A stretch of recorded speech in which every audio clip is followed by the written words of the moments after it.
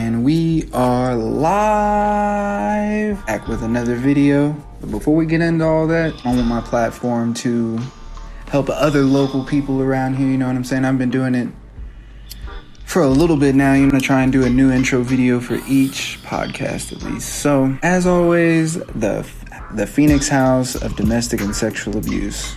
If you or anybody you know is a victim of sexual or domestic abuse, don't hesitate to go up to 221 East Green Acres or call their 24/7 hotline at 575-942-1911. And this was started by one of my friends. It's a bunch of volunteer nurses. So if you want to donate to help, if you want to volunteer your time, don't hesitate, you know what I'm saying? I think it's a good thing that they're doing. I think we should all support it. Also got some hair people, you know what I'm saying? If you need a haircut, you're looking to get braided up, go check out these people. Fernando Montes. Been mentioning him since the beginning. He's been on here all the time, you know. I'm gonna put some of their work up here, you know what I'm saying?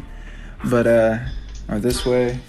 I don't know. I'm gonna put it somewhere. But if you want to set up an appointment, go to nandothebarber1.booksy.com. That's nandothebarber1.booksy.com. I believe if you mention this podcast or Hi Mom, Hi Dad at all, then you'll get $5 off your first haircut. So go check him out. Also, Ray the Barber. Put some of his stuff somewhere. Go same place, booksy.com, but I think it's raythebarber.booksy.com. Go set his up. I don't believe he's running a special or anything, but still he does some amazing work, so why not? For you ladies out there that's looking to get your wig split, you know, your shit did up. If you live in the West Texas, Lubbock / area, go to Zalay Weatherall. She does require a $25 deposit. Put some of her work up, but if you want to see more of what she does, go to @zbraidup. Only serious people, only if you're really looking to get your hair done, text the number 806-577-9318. Really go check it out. She's getting mad talented as a braider. She's been doing it for like 2-3 years now. I think she's getting her own share. So go check her out. Entrepreneurs here, Isaiah Science. He does wristwatches and shades and stuff like that. Go to icticstyles.com, and I'll put some of his stuff right here. That's icticstyles.com, and I'll put the website on the video too. EJ Robertson, Self-Made Bosses. Go get your t-shirt. He's selling them for $15. I believe they also do music too, so go check out their music. I'll put some of their content right here, you know what I'm saying? But I'm pretty sure he wants to come on the podcast, so stay tuned for that interview. Gregory Brooks, always mentioning Greg. Got mad love for Greg. He hasn't really been active as of late, but he's grinding right now, you know what I'm saying? Go check out his previous work, whether it's his music, his skits, his dance videos. Always doing stuff. The CEO of Growing Love LLC right there. I just did an interview with him, so you'll get to see him. And also this person, Marquise Wiggins. He was also on the interview with Greg. But he's also an up-and-coming guy out of the same place I am. He does dance videos, motivational speeches, and stuff like that. He's a very interesting guy. I want to get just a one-on-one podcast with him, but I'll put some of his stuff right here. Shout out to Hobbs as a place, you know what I'm saying? Like, I think coming up, everybody always looked up to the East Coast or the West Coast or the South, the Midwest or whatever, but people don't even know New Mexico is part of the United States, and I think we got mad talent, we got mad creative people, we just got cool people around here, and I think it's like a voice that needs to be heard. So support your people. I support y'all, you know what I'm saying? I'm seeing the work that y'all are putting out here.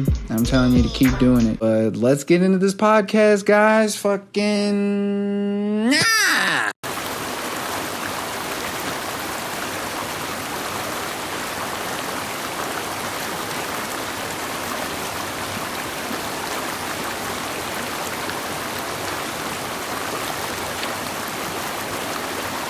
And we are live with another episode of the Devin Perception, aka Nappy Boy Radio, aka no, I don't think I can take that. I think that's T-Pain's. He already did that. So, but your boy's Nappy, and this is kind of like the radio, but better because everybody gets to do it. Not that, what's up? This is DJ Dick. He said, what's up with you making up these already made DJ names, Devin? But what's up, y'all? It's been so long since it's just been a podcast with me. A lot's been going on, honestly, like a lot. But this is something I've been trying to get done for a minute now, like at least a week. So, but a lot's been going on here lately. Excuse me. I got another job. I quit coke, and I got another job, and I like this job way more than I liked coke. Like coke was really making me unhappy, honestly. Like my happiness levels were going way down. I could tell that it was affecting my attitude, the way that I just looked at life. It just made me hate life for a little bit a day, and not even a little bit, like 10 hours a day. I didn't want to be. I just wanted time to pass every 10 hours every day, and that's just not how I want to live life. So I had to take that step and jump to make my life better. And it's a scary jump most of the time. Jumping into something else, like something unexplored territory. Taking that jump into the unknown. But I could just tell, fuck you. Either I was going to eventually quit or I wasn't going to last very long over there. So, I just put out my feelers for, as soon as I started looking for another job, it's like they came to me, like the universe was guiding me to where I am now. And my new job is just, I'm not going to go into too much detail about what I do, but it's way more relaxed, and I get to be myself, really. And I don't have to pretend to be this person, or I don't have to hide certain aspects of who I am like I did at Coke. But, good luck to them. They don't need luck. They own everything basically already. So it's like, that was the main reason. I can't play the corporate game. You have to kiss ass to everybody who's above you, even though everybody who's above you pretends like they appreciate you, but never really shows appreciation all that much, and appreciation in the form of just fixing issues, making things more efficient, making your workload feel like it's dispersed and not all on you, and judging you whenever you don't fulfill or meet the high expectations that are on you. I don't know, maybe it just wasn't for me. It could be for some other people, but it's not for me. This new job that I have, what? It's just, I don't know, it's just more fulfilling so far. The only thing that sucks is I'm just outside all day. But I get some sun, there's way worse things than being outside, Way worse things than just being outside working.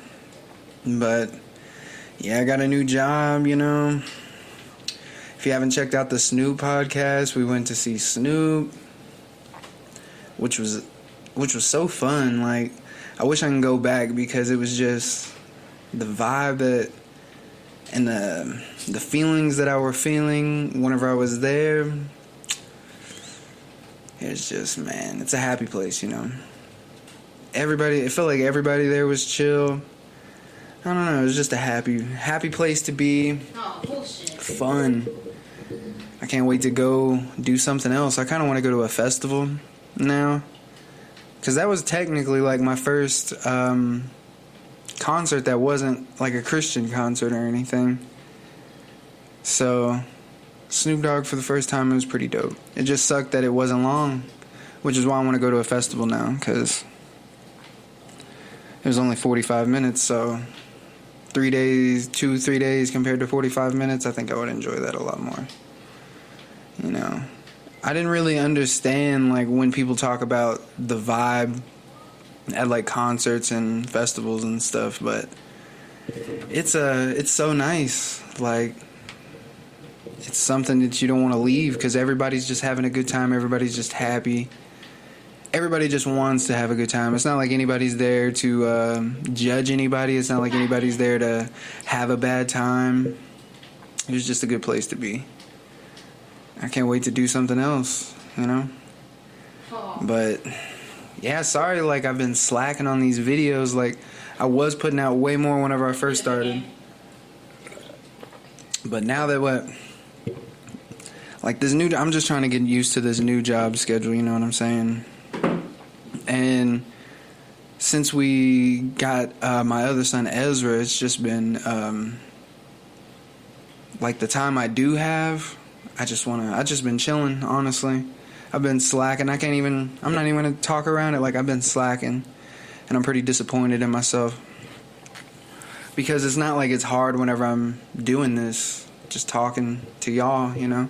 It's not hard whenever I'm doing it, but finding lately, just finding the moment to say, hey, let's go do a podcast, you know? It just hasn't been there. And I don't know. Maybe it's because, like, whenever they do go to sleep, I go to sleep, like, right after. They go to sleep at, like, 9. I fall asleep at, like, 10, 10:30. And that's usually whenever I cook a little later. For me. I cook for them before I cook for me. But, yeah, it's been way different. Because the last time I had a podcast, just me, I didn't have my other son. And it's been way different going from one son to two, because now, because he's older, so he already knows a lot more things. So it's making my younger son, he's just watching him and learning. And he's picking up some good stuff, and he's picking up some bad stuff. But just keeping them under the wraps or under control, you know what I'm saying? It takes a lot of attention and a lot of effort. Way more effort than it did whenever it was just Hendrix. So shout out to all you parents out there who have multiple kids, you know, single parents out there holding it down. It's mad hard, yo. I know what it's like. And shout out to all you couples, you know what I'm saying, that have multiple kids or just a kid. And because it's not easy by any means, you know what I'm saying, but it is worth it. It is worth to see, like, how they grow and learn. And because I've been teaching my oldest son, I've been teaching him, we're on potty training right now, you know. And whenever he first got here, he was still in diapers. Like, he just turned 4 this past Sunday. I'm like, man, we gotta get him potty trained. And he's almost there. Like, he hardly has any accidents. When it is an accident, it's like a little bit of tinkle. Like, he tinkles on himself because he holds it too long. But we're getting there, you know.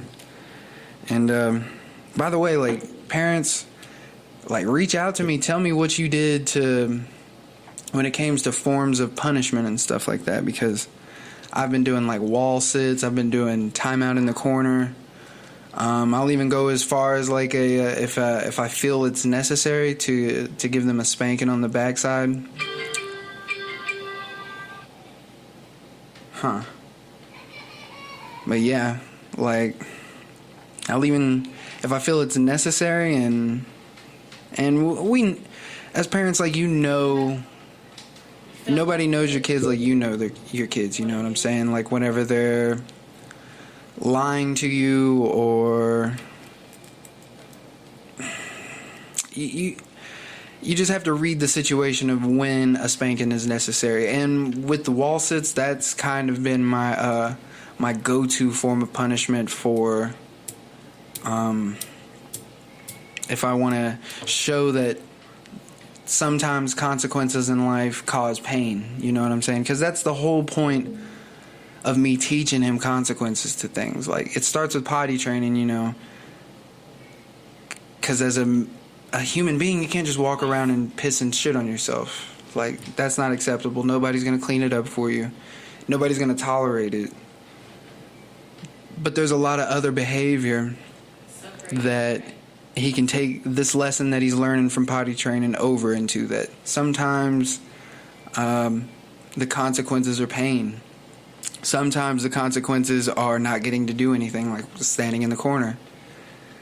I'm trying to, like, teach him these lessons now. That way, whenever he's older, these lessons aren't so harsh and out of nowhere for him, you know? Because I feel like lately a lot of kids have been pampered, and they're treated like they're really fragile beings, and like the world is going to treat them like they're a fragile being when the world doesn't, which is why we have so many like soft people these days. Like, you can't say anything without offending somebody. You can't do anything, really. Like, everybody's so soft mentally too. Mentally soft. People don't know how to lose. People don't know how to face the consequences of their actions. And I think that's from a lack of parenting, honestly. I feel like parents haven't been, I don't know, the parents who raise like 70s and 80s, they hit their kids a lot, like, and mentally abused them too. And they didn't just physically abuse them, mentally abused them too. So when those kids grew up, they were like, we got to overcompensate for, I don't want my kid to feel like I did when I was a kid, so I'm going to overcompensate in some area. And as a result of that, we have this soft generation. Everybody who's really soft as fuck, you know what I'm saying? And I don't know, I'm just trying to counterbalance it, you know. I don't want my kids, I didn't grow up soft, you know.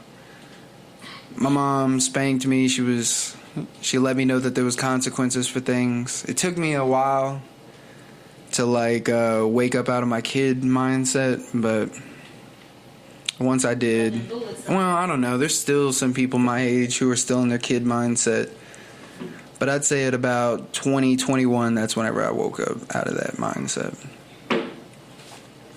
And I don't even know if I would have if it hadn't have been for the psychedelic experiences that I had that led me to this point in life.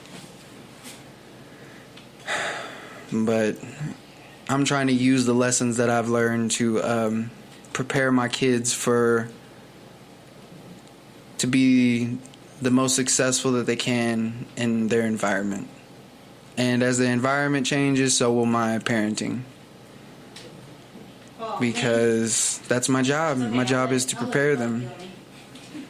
It's also to be their first friend. And I have to find that balance, which is hard. So shout out to all you parents out there. I know I went off on that tangent a little bit, but shout out to all you who are trying to find that balance of that perfect love, or like love and discipline, you know, because it's hard to be both. It's so much easier just to give in to one side, but you can't. What else do I got going on? It's been mad hot. I'm so glad it's summer. Like, yeah, I'm working outside like 10 hours a day, like from 7 to 5, 6 to 5. But honestly, I wear a bandana on my neck, cowboy style. So if we're fucking digging and dirt's coming up, then I fucking put it over my face right here. If we're fucking just working in the sun, I flip it around, cover my neck, and I wear a fucking big-ass sun hat with some glasses. And I just be chilling. I mean, I'm sweating, you know. Don't get me wrong, I'm sweating everywhere. But I'm just chilling. And it is so chill. Like, I'm so happy. Like, I was talking to the other, like, guy who has my position, and he was just telling me, like, how things are, the people who got fired before me, what they were doing and stuff. And they were, like, showing up to work 3 hours late, like, bringing their girl on location and going to talk to them for long periods at a time. You know, calling in, saying they were in jail and stuff. So it's like, man, like, I'm just happy that I'm out doing something that feels productive, you know, because I'm building things, and I'm not just building things, but I also get to take breaks, you know. Like, the work pace is like fast when we're working, but we also like slow down. So it's not like at Coke, it felt like I had to keep a high tempo the entire 10 hours. And it's hard to work like that. Like, you get so burnt out. God damn it. But with this one, we'll work like an hour and then take it easy for like 30 minutes and then work for 30 minutes and then take it easy. And then sometimes I'm standing around waiting for somebody to get something else done, or sometimes I'm driving a truck to go grab some things. Like, I'm just so relieved. That's what inspired me to do this podcast today. Like, I was just like, man, I'm so happy right now. I'm just so talkative. It feels like I'm full of life again. Because do you ever just feel like your instincts kick in for some things and you just stop fighting it, and then the universe just guides you through your path, like how you're going to get there? Like, you're the one doing it, but the universe just creates these opportunities, or these opportunities just start. Like, I talk about it like there's a predestined, like destiny's real or whatever. It could totally just be random, you know? It could just be a random thing, and I've just been making the right decisions. I don't know, but I like to think that karma's a real thing. And I like to think that me trying to be the best version of myself for as long as I have, it's been like 2-3 years now that I've been on this path of being the best version of myself, like, and not just in certain aspects, like, and all around, what's the best version Devin can be. And yeah, sometimes I don't make the best decisions, you know. I was talking about this on a post the other day, like, if there is a God, you know, and it is like the Christian Bible says, where you're judged for everything, you don't think that you're going to be judged for being in a position that you're in, being able to help other people who are less fortunate, and not doing it. Like, right now we got kids locked in cages at the border. We got kids in war zones. We got veterans that go and fight pointless wars for oil and profit and come back all fucked in the head from shooting innocent people, basically, you know, making them feel like, brainwashing them into thinking like they're fighting for our freedom. Because why would you question that?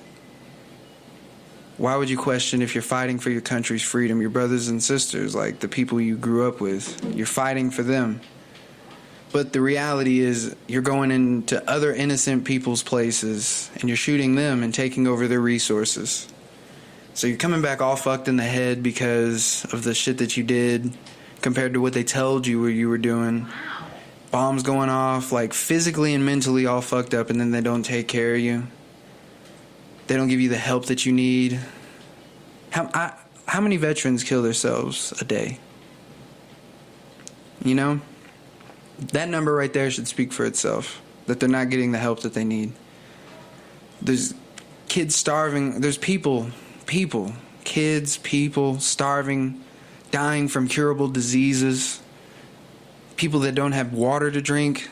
Hell, people in the United States that don't get just regular water to drink. They can't just get it out of their faucet. And we're fucking...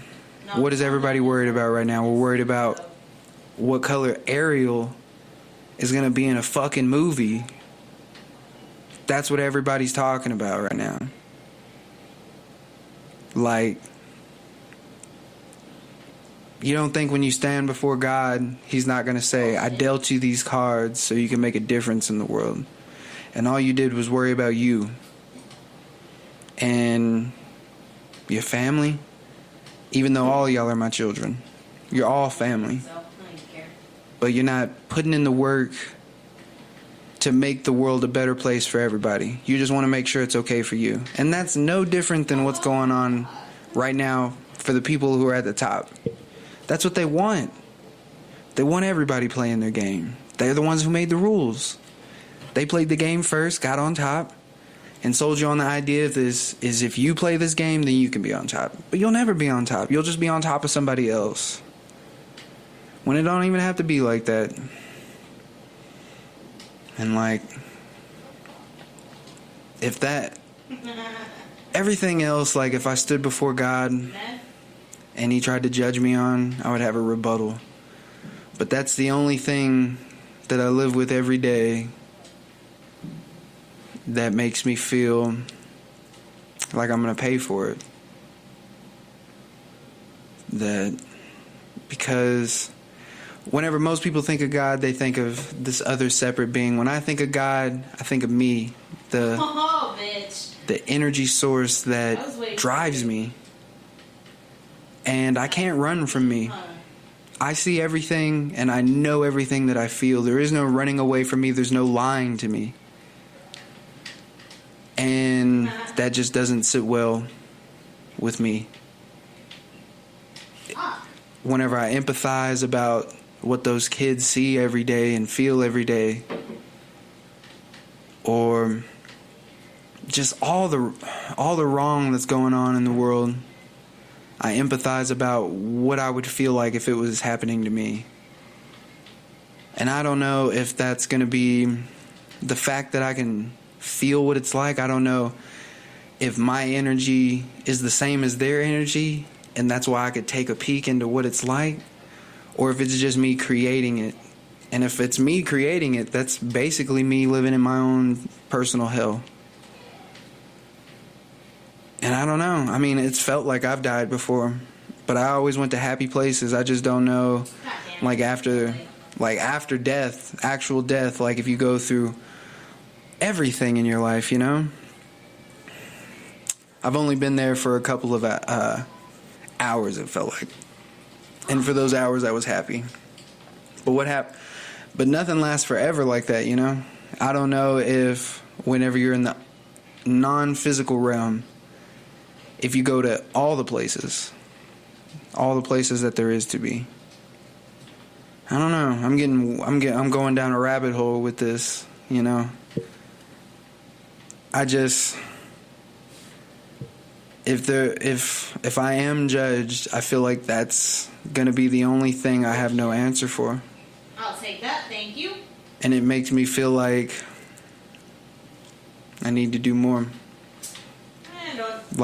Nobody wants this goddamn RC. And I don't know if I'll be able to in the future. Like if this podcast is the start, or what I've been doing is the start of something bigger that I can do.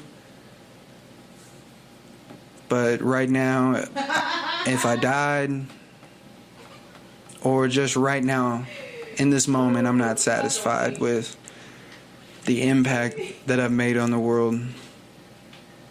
And I don't want clout for it either. Like, for the thresher.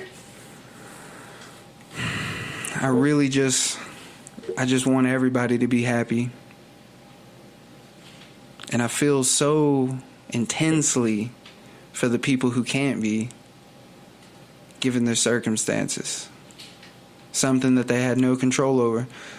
Like kids who had no control over where they were born.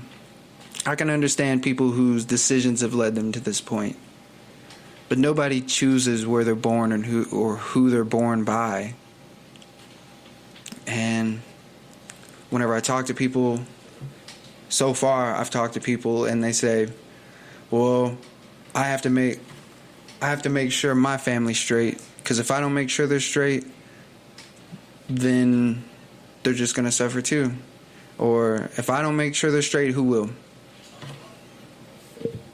And it blows my mind that this is the society that we've grown into, where we look out for ourselves more than we look out for each other, because we need each other. We need each other way more than we think we do.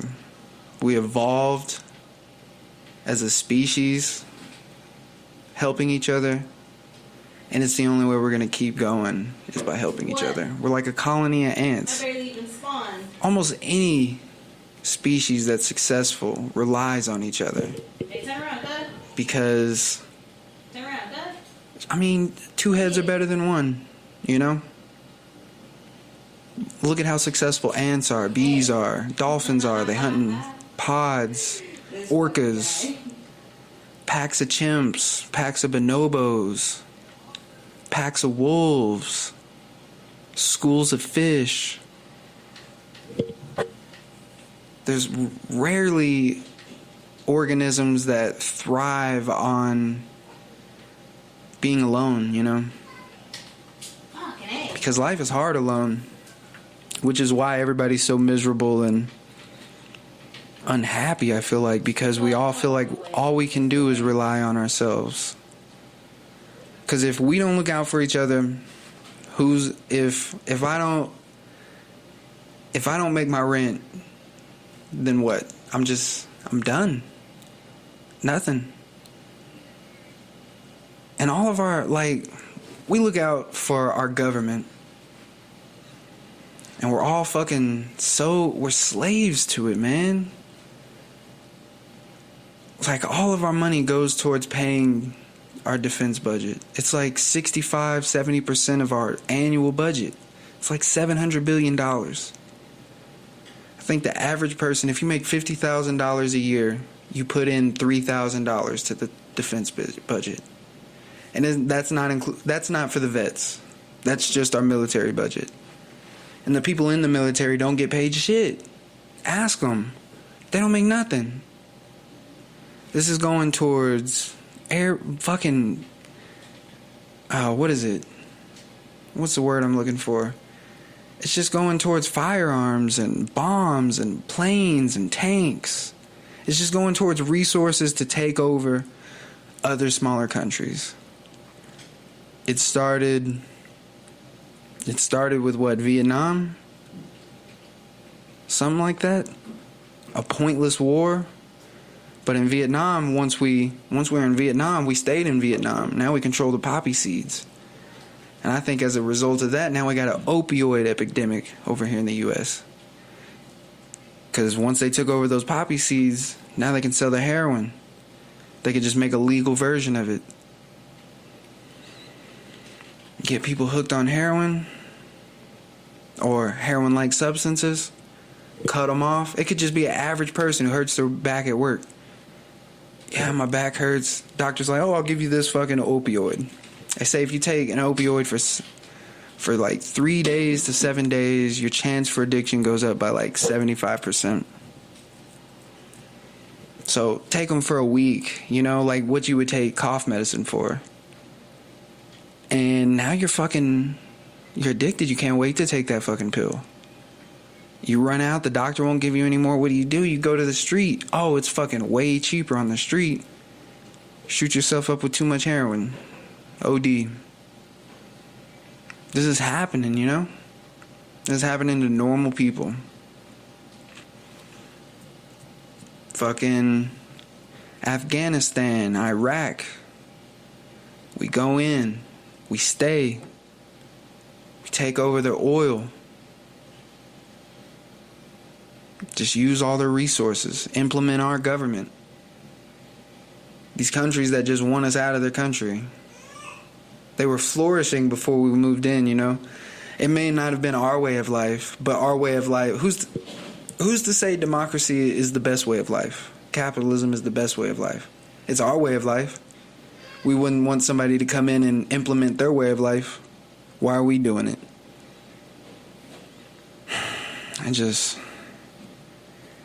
I don't know, man. It just feels like I should be doing more, but it feels like any attempt to try anything is pointless because I talk to people, and it's like they don't comprehend what reality is. They don't even know what the fuck is going on. Like, they have these ideas that have been fed to them, whether through media or schooling or whatever, you know, just false information, myths, stuff they've heard around. They don't bother Googling it. They don't bother looking further into it, you know? And it just blows my mind, like, how illiterate people are to what reality is. They have their own little personal idea of what reality is. And I don't know. so much hypocrisy. Like, that's one thing that I've tried to weed out of my whole belief system is hypocrisy. I don't want my ideologies to be clashing with each other. I can't believe something and also believe something that goes against that. Like, for example, I'm always bringing this up. So many people are against abortion. But if they have a little boy, they go get his dick skin cut off. Circumcision. And they talk about how can you do that to life inside the womb. And I say, okay, you consider that a baby, you know what I'm saying? Whenever it's a couple weeks old, when it's just a cluster of cells. I don't consider that a baby. I think after the first trimester, you should have your idea. Like, if you want to have the baby, after the first semester, you can't change your mind. And you have up until the first trimester to make that decision. After that, you got to stick with that. If you haven't done anything, you got to stick with it, you know. You can still adopt and everything, but to tell people they have to, they get pregnant and they have to have that baby, it just seems wrong. It seems wrong for the person having to raise that baby, because if people aren't ready to be parents, there's already so many terrible parents out there. I don't wish that on any kid. And I mean, kids shouldn't have to go through that. They shouldn't have to deal with their parents' mistakes, I don't think. And getting pregnant and having a baby, if you're not a person cut out for parenthood, then no, don't do it. And you should have the first 12 weeks. Hey, babe, how long is the first trimester last? 12 weeks? 16 weeks? I really don't know. I don't know. I feel like it's 12.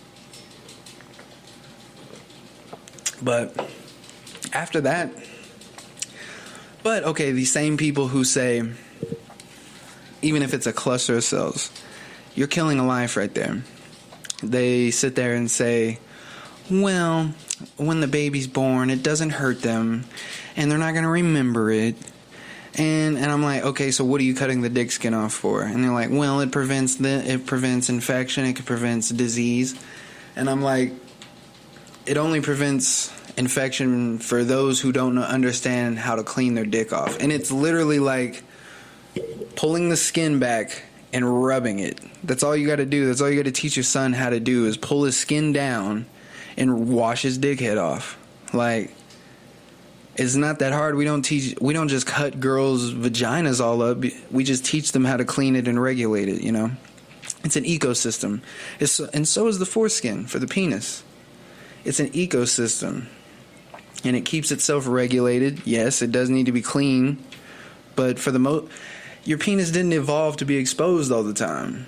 Some religious people, some crazy motherfuckers, said we need to cut our skin off for God. And let's just say come with me to this reality where I believe this person, like, religion is just mythologies, you know what I'm saying? They're just, what's the word I'm looking for? Kind of like Santa Claus, you know what I'm saying? Or the boy who cried wolf. You know, they're just used as examples. Let's say these people who take these stories quite literally, like, imagine somebody who takes Harry Potter seriously, that it's real, and he came up to you and told you, you need to cut your dick skin off. We need to cut that baby's dick skin off. Because that's exactly how I look at it. Because that's why it started. Religious people wanted their kids to stop masturbating. They wanted their kids to not have sex.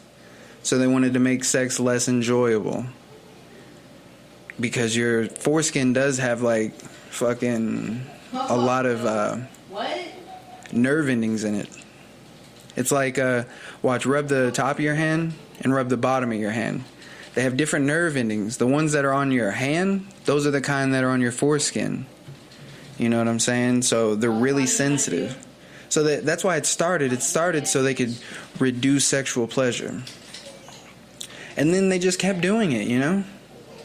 And over here in the West, the United States, this is really the only place in the world that practices it all the time. It's like a norm. It's not a normal thing for the world. Most of the world, a majority of the world is uncircumcised. But whenever they say, like, they don't remember, they don't feel it, you know, I've read up on studies where pain is still shows up and, like, patterns and stuff, how you cope, PTSD and stuff like that. To get circumcised right after you're born, like, they're touching your penis, so technically they're stimulating your penis. So that's your first sexual encounter. Somebody touching your genitals. And the first experience you have with somebody touching your penis is they cut skin off. So you associate sex with pain. You know what I'm saying? Or your genitals being fondled with pain. And they just don't think that, like, you record that in your brain, even though whenever you're born, you're soaking in the brain activity you have. Like, whenever you're young, you're just soaking in so much information. You may not remember it, but subconsciously you do. And it probably affects your coping mechanisms, your thought patterns, and everything about you. But there's no way of knowing because it's too late. Honestly, I feel like I was raped. You know. Because I was in my most vulnerable state and somebody took advantage of me against my will. Because now that I'm old enough to speak for myself, I don't want that. And they did it anyways. You know? So, I don't understand how somebody can be against abortion but for circumcision. It doesn't make sense to me. I mean, I'm pro-choice. I wouldn't get an abortion.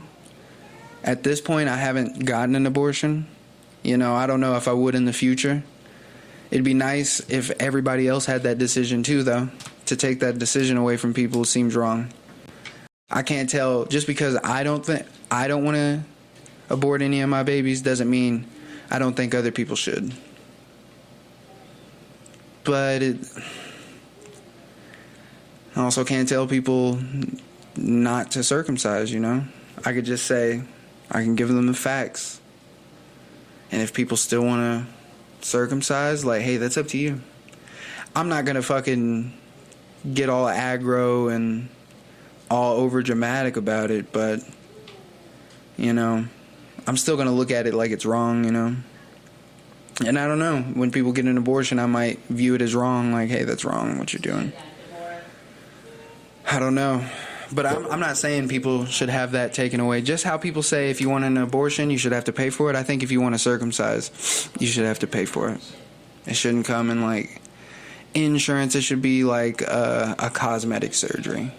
No different than getting liposuction, because literally the only thing it's good for is what you want a penis to look like. What you want your son's penis to look like. What you want it to look like. Not what it already looks like. Like, and I don't understand these people who are pro or, like, against abortion. They also think, like, they're mostly religious, you know, God doesn't make mistakes or whatever. So why the fuck would you be born with skin on your dick if it was supposed to be cut off day one? Day one, it's supposed to be cut off. You would think that you just wouldn't be born with it, right?